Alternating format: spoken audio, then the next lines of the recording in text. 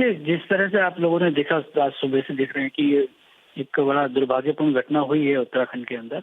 और आप लोगों को ध्यान होगा, जब केदारनाथ में इस तरह का एक दुर्घटना हुई थी, उस वक्त की तरह का ये है, बल्कि उससे अगर पानी को देखा जाए तो उससे ज़्यादा मात्रा में पानी आया है। अभी government of India, state government, state हमारा जो एडमिनिस्ट्रेशन है, पूरे का पूरा सबका फोकस इस बात पर है कि आगे से कम नुकसान हो। हम सबकी कोशिश है कि क्योंकि आपने देखा होगा कि अलकनंदा नदी पर बहुत सारे घाट हैं, बहुत सारे नीचे नदी के आसपास जो लोग रहते हैं, उन लोगों को ऊपर लाया जाए और कम से कम नुकसान हो, जो मानव जीवन का भय है वह कम से कम हो। इसका हम लोग कोशिश कर रहे हैं। और गवर्नमेंट ऑफ इंडिया की तरफ से एनडीआरएफ, आईटीबीपी और एयरफोर्स को भी तैयार रहने के लिए पूरा किया गया है। साथ में स्टेट गवर्नमेंट, पूरा स्टेट हमारा एडमिनिस्ट्रेशन वहाँ पर बहुत तेजी से काम कर रहा है। जैसे जैसे पानी नीचे आ रहा है, पानी की तेजी कम हो रही है, उसकी तीव्रता भी कम हो रही है। और यह भी हमारी भगवान से यही प्रार्थना है कि इसमें जो ह्यूमन लाइफ है उसका कम से कम नुकसान हो। इसी की हम लोग पूरी कोशिश कर रहे हैं। जी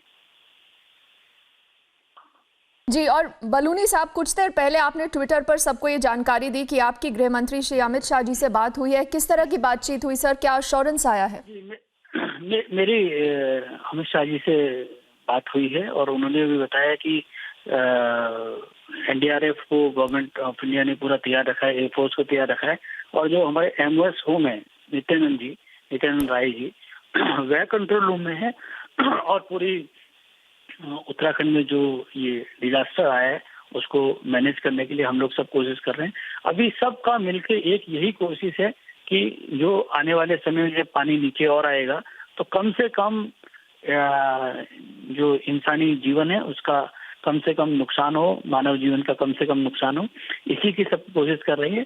और जिस तरह के समाचार आ रहे हैं उसमें यह भी आ रहा है कि जिस तरह से जब आप देखते हैं रिवर नीचे की तरफ आती है तो उसका पार्ट चौड़ा होता जाता है, तो पानी का जो तेजी है, वो तीव्रता है, वो कम भी हो रही है।